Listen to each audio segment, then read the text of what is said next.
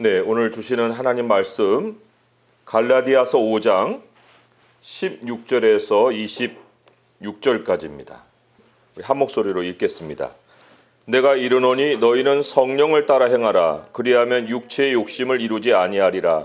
육체의 소욕은 성령을 거스르고 성령은 육체를 거스르나니 이 둘이 서로 대적하므로 너희가 원하는 것을 하지 못하게 하려 함이니라. 너희가 만일 성령의 인도하시는 바가 되면 율법 아래에 있지 아니하리라. 육체의 일은 분명하니 곧 음행과 더러운 것과 호색과 우상 숭배와 주술과 원수 맺는 것과 분쟁과 시기와 분냄과 당짓는 것과 분열함과 이단과 투기와 술 취함과 방탕함과 또 그와 같은 것들이라. 전에 너희에게 경계한 것 같이 경계하노니 이런 일을 하는 자들은 하나님의 나라를 유업으로 받지 못할 것이요 오직 성령의 열매는 사랑과 희락과 화평과 오래 참음과 자비와 양선과 충성과 온유와 절제니 이 같은 것을 금지할 법이 없느니라. 그리스도 예수의 사람들은 육체와 함께 그 정욕과 탐심을 십자가에 못 박았느니라. 만일 우리가 성령으로 살면 또한 성령으로 행할지니 헛된 영광을 구하여 서로 노엽게 하거나 서로 투기하지 말지니라. 아멘. 21절에 보면 하나님의 나라를 유업으로 받는다라는 말씀이 있어요. 하나님의 나라를 유업으로, 기업으로 받는다. 이것은 매우 실제적인 상황을 얘기하는 거예요. 매우 현실입니다. 우리가 세상에 참 여러 부자들을 보면서 한번 저런 부를 누리고 싶다 그런 생각을 할 수도 있어요. 미국에 많이 몰려 있죠. 일론 머스크나 워런 버핏이나 빌 게이츠나 이런 사람들을 우리가 꼽아 볼 수 있을 겁니다. 자, 그런데 그런 사람보다 더 부유한 사람이 있어요. 더 부유한 사람. 그 사람이 누군가? 바로 여기 21절에 나오는 바 하나님의 나라를 유업으로 받는 사람이에요. 하나님의 나라를. 우리는 성경을 땅에서 사는 삶에 적용하고 끝내서는 안 됩니다. 이 성경은 하나님의 나라를 향하게 하는 길이에요. 하나님의 나라에 눈을 뜨게 하는 빛입니다. 그래서 성경을 읽을 때 방향이 우리 눈에 들어와야 되고 지금 우리가 어느 지점에서 살고 있는지 하는 것을 점검해야 되는 거예요. 그게 실질적인 적용이지 나의 형편이 지금 이러한데 이 땅에서 이게 어떻게 해결될 거냐 그런 정도로 안목을 가지고 성경을 보면 성경이 제대로 비춰주는 것을 못 보고 있는 거예요.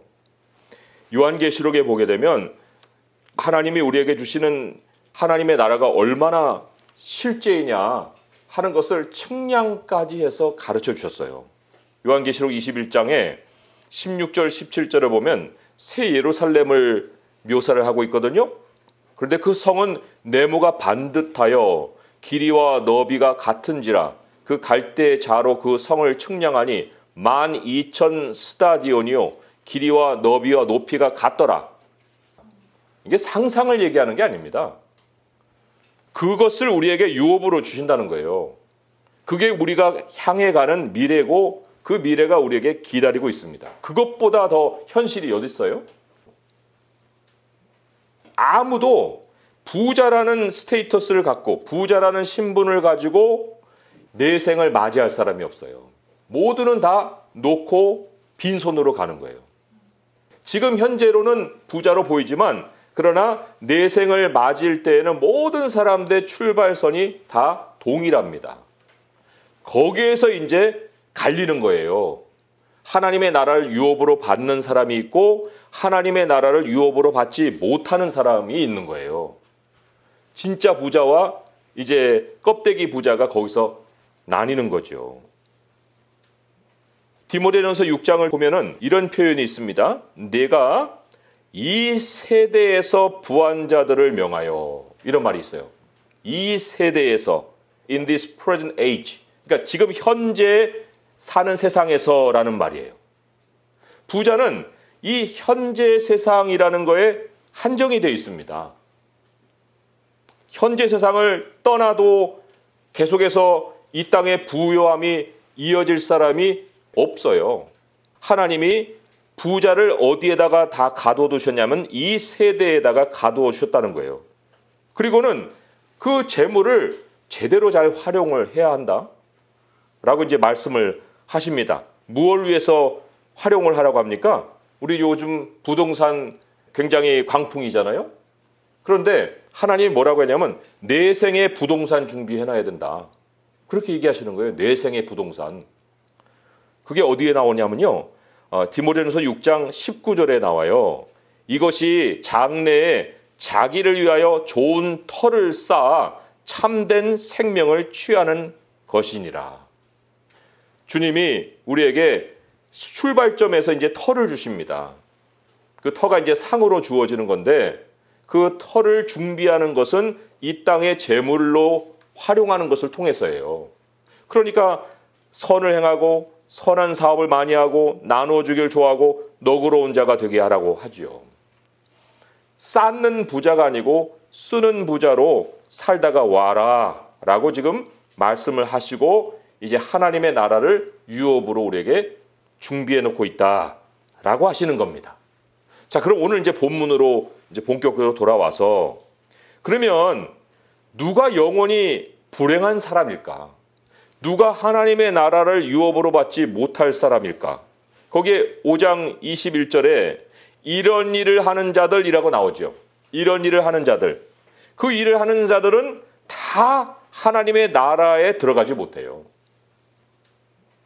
영원한 나라에서 아무것도 없는 소유가 없는 사람들로 영원히 존재하게 됩니다. 그럼 그 이러한 일들이 무엇이냐라고 할 때 19절에 육체의 일이다 라고 나옵니다. 육체의 일은 분명하다 하면서 그 육체의 일을 행하는 사람들이 하나님의 나라를 유업으로 받지 못한다고 했는데, 자, 이런 일을 한다 라고 할 때 여기에 사용된 그 의미를 보면 패턴이에요. 패턴. 반복해서 그 모습이 나타나는 사람들을 얘기하는 거예요. 그러니까 사람을 딱 만났는데 몇 번 만나 보니까 그 사람의 행동에서 뭔가 보여요. 패턴이 보여요. 반복되는 게 보여요. 그 보이는 것이 이 목록 중에 하나면 그 사람은 하나님 나라를 유업으로 받지 못하는 사람이다. 그런 명확한, 분명하다고 그랬으니까 모호한 게 아니라는 거예요. 하나님의 나라를 들어갈 사람과 아닌 사람, 특별히 아닌 사람의 모습은 너무 분명해서 표시가 난다는 겁니다. 여기 이제 뭐 카테고리로 한 4가지로 분류를 해볼 수가 있는데, 첫 번째 카테고리는 섞이는 거예요. 음행과 더러운 것과 호색인데, 이게 뭐 육체적으로만 섞이는 것이 아니라 이게 굉장히 세상과 섞이는 것 자체를 얘기합니다. 두 번째 카테고리는 우상숭배 주술이죠. 이게 이제 점치는 거예요. 점치는 거. 쉽게 얘기하면. 하나님께 물어보지 않고 다른 방도를 통해서 나의 미래를 점쳐보려고 하는 것이 두 번째 카테고리고, 세 번째가 가장 많아요. 이거는 관계가 다 깨져버리는 거예요. 분쟁, 시기, 분냄, 당짓는 거, 분열함, 이단, 투기 뭐 이런 거죠. 그리고 마지막으로는 이제 방탕해집니다. 술 취함과 방탕함, 이렇게 이제 4가지로 요약을 해볼 수가 있어요. 아무튼 뭐 이걸 자세하게 우리가 알지 못한다 하더라도 이러한 것이 분명하게 나타나는 그 사람들에게는 그 행동이 반복돼서 삶의 패턴으로 보인다는 겁니다. 자, 이것은 육체의 일, 육체의 패턴인 반면에 하나님의 나라를 유업으로 받는 사람들의 특징은 열매예요. 열매. 그렇잖아요? 성령의 열매. 22절에 그렇게 열매로 나오죠. 성령의 일이라고 나오지 않고 성령의 열매라고 얘기합니다. 참 이게 서로 이제 비교해 보면은 2가지 큰 차이가 있어요. 육체의 일과 성령의 열매. 자, 육체의 일은 육체의 패턴인데 그 패턴을 보이는 것은 주체가 사람이죠. 사람이 그런 패턴을 보이는 거예요. 근데 성령의 열매는 주체가 성령이에요. 성령이 맺어가는 거예요. 사람이 맺어가는 것 같은데 아니에요. 성령이 맺어가시는 거예요. 그리고 또 여기 패턴이라는 것은 반복된다고 그랬잖아요. 반복돼서 어제도 그런 패턴, 오늘도 그런 패턴, 변화가 없어요. 변화가. 그냥 반복이 될 뿐이죠. 그런데 열매는 작은 것에서 연그러집니다. 이렇게. 변화예요. 변화. 변화가 특징입니다. 성령이 맺어가는 열매는 이 똑같은 모양을 갖지 않아요. 작을 때는 뭐 떨기도 하고 모양도 안 잡혔는데 완연하게 이렇게 성숙하면 맛도 좋고 그 먹음직스러운 그 모습을 나타낸다는 거예요. 성령의 열매라는 것이 육체의 일과 그렇게 차이가 있습니다. 육체의 일, 이 육체의 일이 도대체 그러면 어디서 발단을 할 것인가? 그 패턴을 만들어내는 근원이 있을 거 아니에요. 그 근원을 우리가 조금 자세하게 살펴볼 필요가 있습니다. 자, 그리고 성령의 열매라고 할 때에도 성령이 주체라면 그러면 나는 한 일이 없는 거야? 성령이 다 맺으신다면서 이렇게 돼버리는데 여기에도 이제 성령이 열매를 맺는 원인이 있어요. 성령이 우리 안에서 열매를 맺게 되는 원인이 있다는 거예요. 그 육체의 일을 만들어내는 근원과 성령의 열매가 만들어지는 원인, 이거를 이제 우리가 조금 깊이 오늘 말씀을 통해서 살펴볼 필요가 있습니다. 육체의 일을 만들어내는 그 근원은 오늘 본문 안에 분명하게 이렇게 얘기를 하고 있습니다. 16절에 보게 되면 내가 이르노니 너희는 성령을 따라 행하라. 그리하면 육체의 욕심을 이루지 아니하리라. 육체의 일을 만들어내는 근원은 육체의 욕심이에요. 여전히 주체는 나죠. 내가 욕심을 품는 거죠. 뭐 남의 욕심을 내가 가져와요? 그래도 그것을 내 것으로 만들어내니까 육체의 욕심이 내 것이 되는 거예요. 그런데 반대로 성령의 열매는 16절에 보면 성령을 따라 걷는 거예요. 행한다는 것은 걷는다라는 뜻이거든요. 걸을 행자니까 성령을 따라 행하는 거고 17절에 보게 되면 성령의 인도를 받는다. 18절이군요. 18절에 만일 성령의 인도하시는 바가 되면 이라고 나옵니다. 이것도 성령을 따라 걷는 것, 성령의 인도를 받는 것, 주체가 누굽니까? 성령이 앞서 있죠. 나는 그 성령을 따라 걸어가는 거예요. 내가 결정하는 것이 아니라 성령이 결정해 주시는 것을 따라가는 거예요. 성령과 함께 보조를 맞춰가는 거예요. 인생의 방향도 성령이 결정해 주시고 그 걸어갈 수 있는 힘도 성령이 내게 부여해 주시고 모든 것은 성령이 앞서 가실 때에 일어나는 겁니다.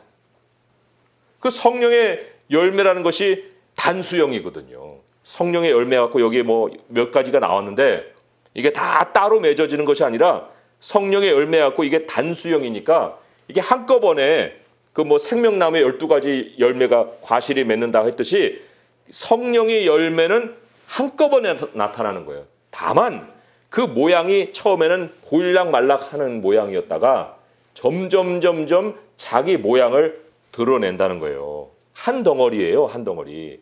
그래서 참 고린도 전서 13장 11절에 보게 되면 사도 바울도 자기가 어렸을 때가 있었고 장성할 때가 있었다라고 얘기를 하잖아요. 고린도전서 13장 11절에 내가 어렸을 때는 말하는 것이 어린아이와 같고 깨닫는 것이 어린아이와 같고 생각하는 것이 어린아이와 같다가 장성한 사람이 되어서는 어린아이의 일을 버렸다. 그러니까 신앙인들도요. 그 과정이 있습니다. 성령의 열매는 반드시 과정을 거치게 돼 있습니다. 어린아이에게 어른의 신앙을 요구할 수 없어요. 이 신앙의 연륜이 얼마 안 된 사람에게 성숙한 모습을 기대할 수가 없습니다. 변화는 절대적인 시간을 요구하기 때문에 그런 거예요. 우리가 성령을 따라 행한다고 할 때 거기에 빨리빨리는 무의미합니다. 무의미한 거예요.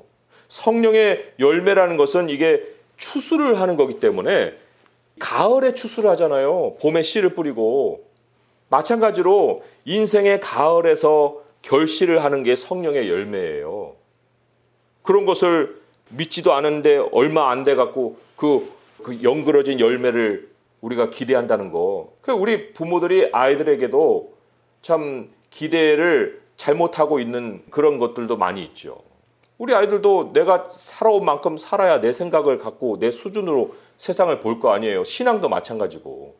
그런데 그런 아이를 앞에다 두고 마구 다구친다고 그게 될 일인가? 그러니까 어렸을 때는 어리다는 것을 인정을 해주고, 성숙한 사람에게는 성숙한 것에 대한 또 기대를 우리가 해볼 수가 있는 거죠. 아무튼 이 성령을 따라 걷는 거에는 과정이 있고, 그리고 이 육체의 일을 따라 행하는 데에는 패턴이 있다.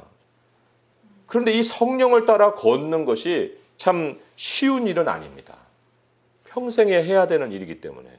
그래서 어떨 때는 멈추기도 하고 어떨 때는 더 하려고 하기도 하고, 그렇지만 빨리빨리가 무의미하다듯이 곡식을 빨리 자라게 하기 위해서 뽑아내면 죽지요. 안 돼요. 그러니까 내 스스로의 신앙도 뽑아내는 신앙이 돼서는 안 되는 거예요. 그러나 분명한 것은 뭐냐면 성령을 따라 행하는 것은 선택이 아니다. 아니, 하나님의 나라를 포기하면은 뭐 성령을 따라 행하든지 말든지 뭐 무슨 상관이 있겠어요. 그렇지만 이 땅에 하나님의 나라라는 유업을 포기할 만큼 가치 있는 게 있습니까? 이 땅에 그것을 잃어버릴 만큼 내게 가치 있게 주어질 수 있는 것이 없어요. 내 몸도 늙어가는데, 내 몸이 그것을 누릴 수 있는 상황이 아니고 점점점 반대 상황으로 변해가고 있는데 그 새 것만 얻으면 뭐합니까? 나 자신도 새로워져야 하는 비례적인 것이 있어야죠.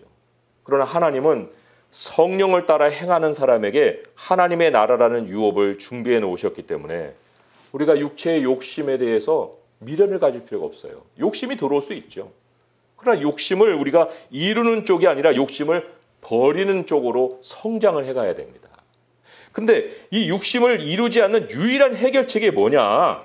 오늘 말씀으로 돌아오면 16절에 성령을 따라 행하라.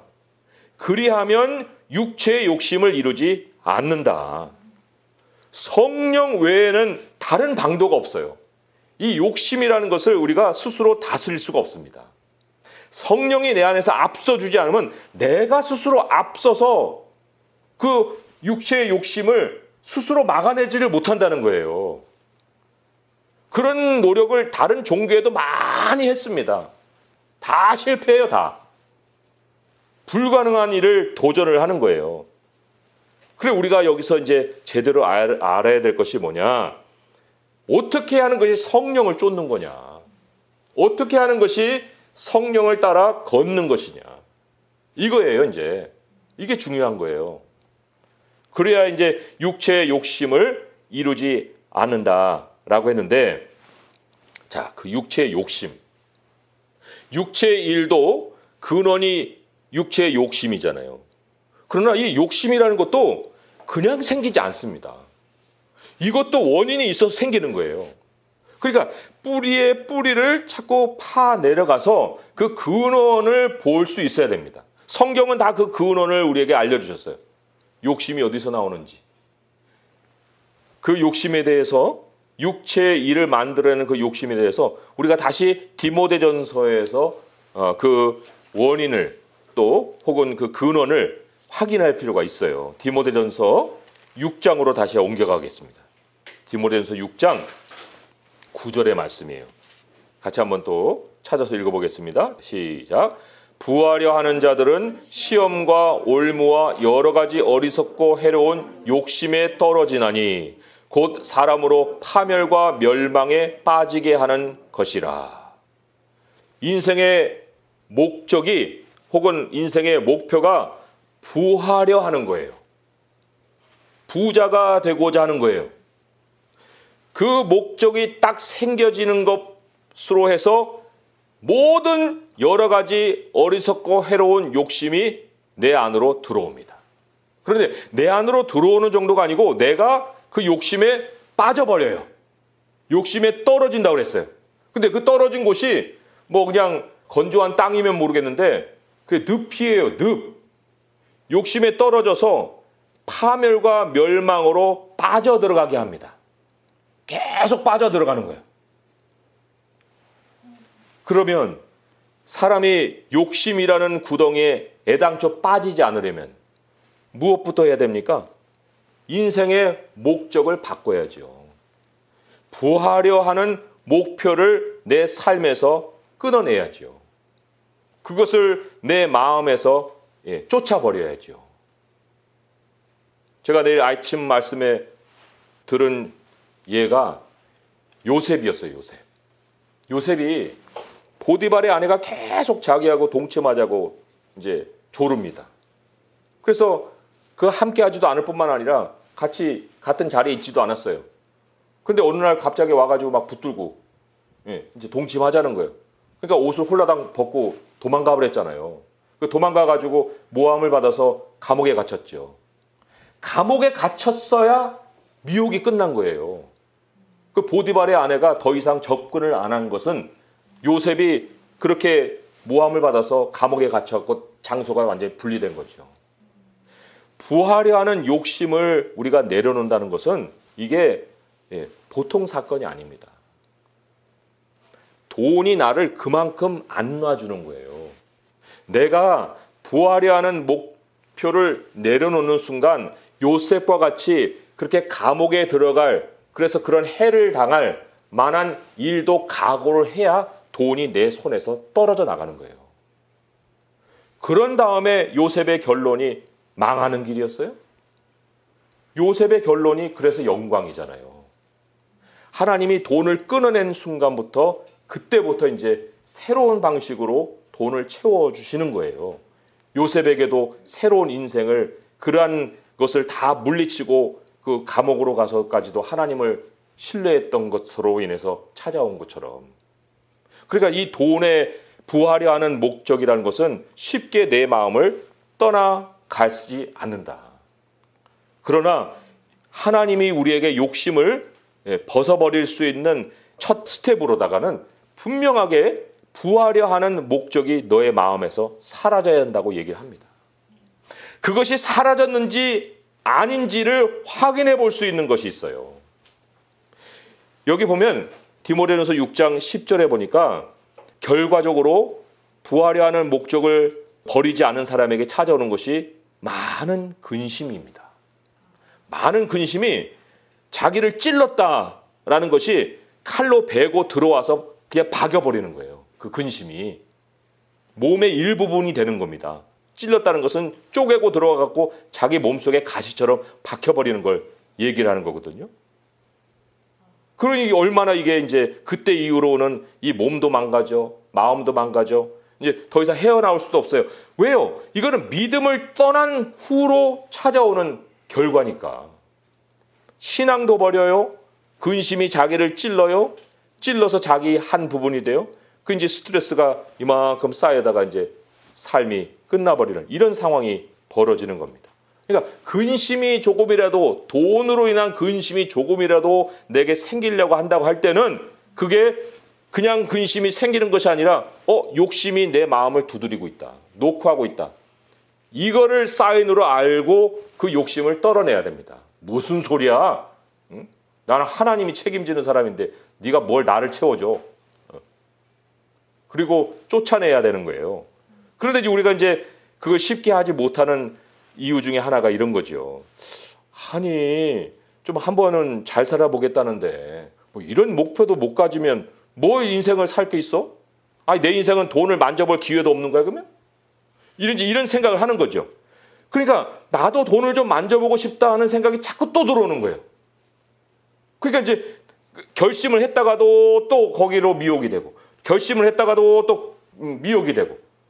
아니, 나는 정말 평생 가난하고 싶지 않은데 왜 자꾸 이 신앙을, 왜 그런 쪽으로는 그 뭐 격려는 못 해줄 망정, 하나님이 그런 것을 우리에게 좀 이렇게 해봐라 한번 그런 말씀을 해보지는 못할 망정, 맨날 그냥 부자에 대해서는 부정적이고, 그럼 어떻게 하라는 거야? 이런 이제 생각을 품게 되는 거죠. 그러나 오늘 디모데전서 6장 17절 말씀을 한번 내려가 보세요. 17절의 말씀에 그 중간쯤에서 이런 말씀이 있죠.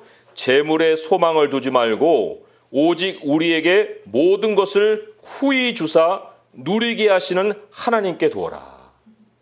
이게 이제 성령의 열매와 아주 직결되는 거예요. 다시 한번 읽어볼게요. 소망을 재물에 두지 말고 오직 우리에게 모든 것을 후히 주사 누리게 하시는 하나님께 두어라.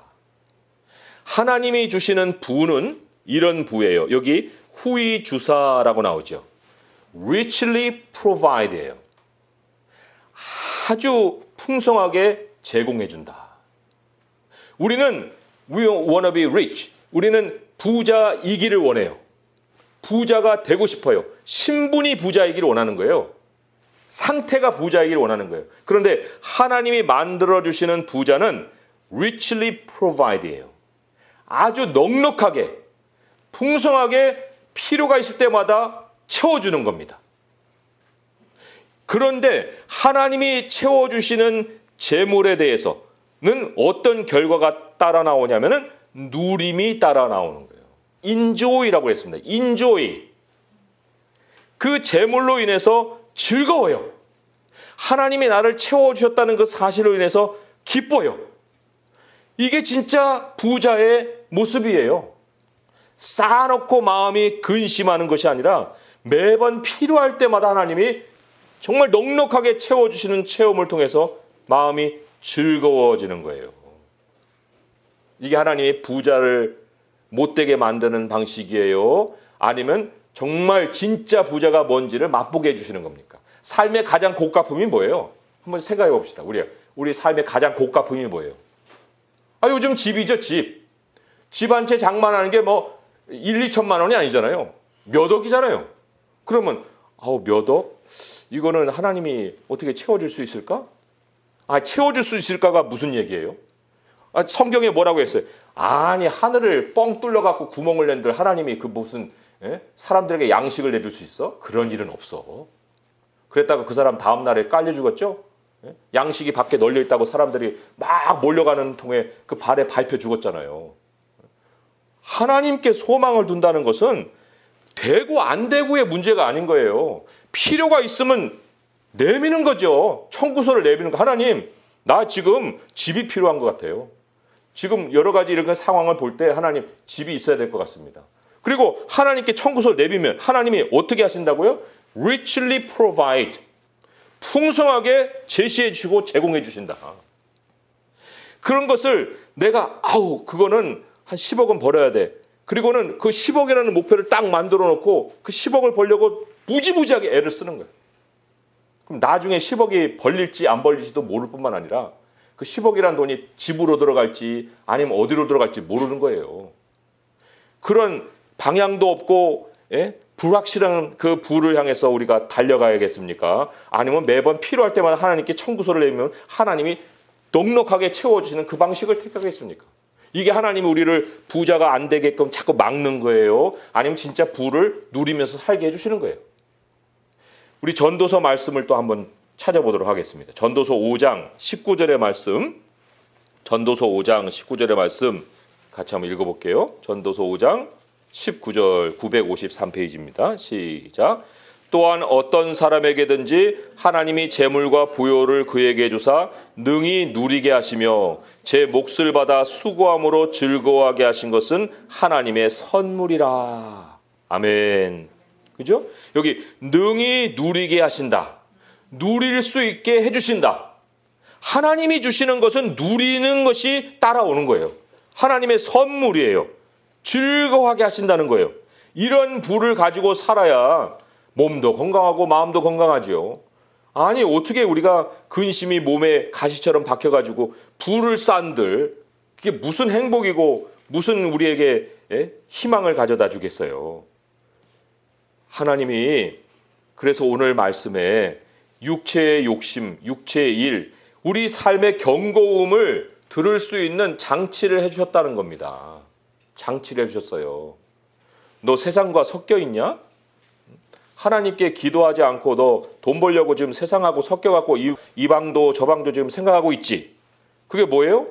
그게 바로 음행이요. 그게 바로 더러운 것이요. 그게 바로 호색이잖아요.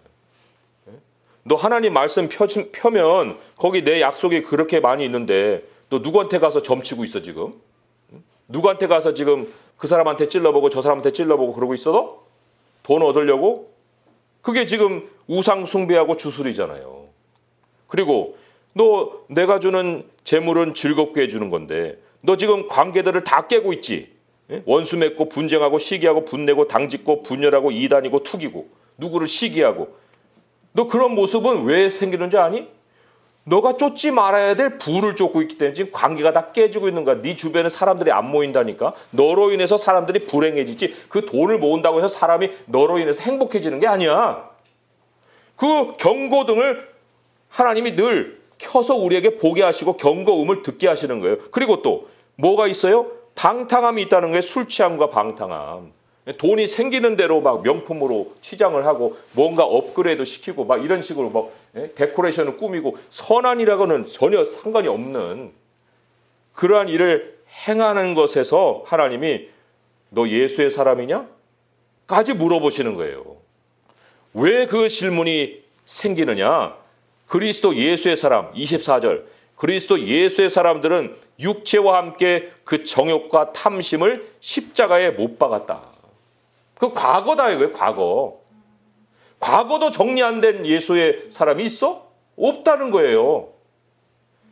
순간순간 미혹을 받을지는 몰라도 그러나 진정한 예수의 사람은 어렸을 때는 그럴 수 있어도 그러나 점차적으로 그 하나님이 변해 가시는 성령의 인도함을 따라서 살게 될 때 그 열매를 통해서 그 사람의 성품을 바꿔 주신다는 겁니다. 오늘 말씀을 맺으면서 25절의 말씀에 이런 말씀이 있어요. 만일 우리가 성령으로 살면 또한 성령으로 행할지니. 여기 행하다는 것은 앞에 있는 걷는다는 것과 또 다른 말이에요. 그 말이 뭐냐면 영어로는 walking in line behind the leader예요. walking in line behind the leader. 뭐냐면 지도자 뒤에서 그 지도자와 보조를 맞춰서 걸어가는 거예요. 누가 인생의 지도자예요? 예수 그리스도시죠. 성령이에요. 하나님의 말씀이 우리 인생을 지도해 가고 우리는 거기에 보조를 맞춰서 걸어가는 거. 성령으로 살면 또한 성령으로 그렇게 보조를 맞춰서 걸어가야 한다. 거기에 마지막에 하나님의 나라라는 유업이 우리를 기다리고 있다는 것입니다. 하나님은 우리가 성숙하면요, 성숙한 만큼의 분량의 또 부를 더해 주십니다. 왜요? 얘는 맡기면 선한 일에 쓸 줄을 아시니까. 작은 아이에게는 작은 용돈만 주시지 큰 돈 맡기지 않았습니다. 그러니 성령을 따라 우리가 산다고 하는 것이 무슨 종교에 매여가지고 다른 사람은 다 돈벌이 하는데 나는 수익도 안 되는 일을 하고 있는 그런 상황이 아니라 그게 진정으로 마지막에 즐거울 수 있는 부를 얻는 길이고 하나님이 나에게 큰 돈을 맡겨서 선한 일을 행하게 하시는 준비 작업이고 그것이 바로 하나님의 나라에 우리의 좋은 터를 준비해가는 길이에요. 그러하니 우리 하나님이 우리에게 성령을 따라 항상 행하라 하는 말씀을 받아서 이제 먼저 앞서지 말고 성령께 물어보고 하나님께 기도하고 하나님의 말씀으로 길을 찾고 두드리고 그리고 구할 때 하나님이 정말 우리에게 후히 주사 누리게 하시는 하나님의 응답이 있는 줄 믿습니다. 우리 인생의 목표는 하나님의 나라이지 부하게 되는 것이 아니라는 것을 꼭 기억하고 오늘 우리의 기도를 주님께 드릴 때에도 우리의 마음의 모든 욕심과 세상 목표를 내려놓고 우리 하나님의 나라를 향해서 정말 구하고 하나님께 모든 청구서를 내밀 수 있는 성도 될 수 있기를 주님의 이름으로 축원드립니다. 기도하겠습니다. 하나님 아버지, 세상 사는 모든 방법도 하나님의 말씀으로 다 알려주셨습니다. 주님, 우리들의 마음에 욕심이 있다는 거 다 인정합니다. 작은 욕심이라도 우리의 마음을 또한 파고 들어올 때는 우리의 눈이 괜히 세상으로 곁눈질할 때가 있습니다. 아버지여, 이러한 우리들의 연약한 모습을 아시고 우리 하나님이 우리를 천천히 그러나 변화시켜 가시고 성령의 열매를 맺어주시고 또 우리로 하나님을 정말 온전히 따라갈 수 있도록 성령께서 늘 우리 곁에서 동행하시고 우리를 위해서 탄식하여 기도하여 주시고 우리를 앞서서 인도하여 주신 줄 믿습니다. 아버지여, 성령을 잃어버리시고는 우리의 인생의 방향도 잃어버리고 우리의 모든 삶의 능력도 잃어버립니다. 아버지, 오늘 이 시간에 다시금 우리 성령을 우리 인생의 앞서 지도자로 삼고 우리 주님으로부터 배우며 한 걸음 한 걸음을 살아갈 수 있기를 원합니다. 하나님의 나라를 유업으로 받게 하시고자 우리에게 모든 것을 또 약속하셨사오니 그 나라의 모든 것을 우리가 얻기 위해서 이 땅에 어떠한 것도 가치 있게 여기지 아니하고 우리 하나님이 주시는 모든 것으로 부하게 나누고 또 행복하게 누리고 그리고 하나님의 나라로 멋지게 갈 수 있는 저희 모든 성도가 되게 하여 주시옵소서. 우리 주 예수 그리스도의 이름으로 감사하며 기도합니다. 아멘.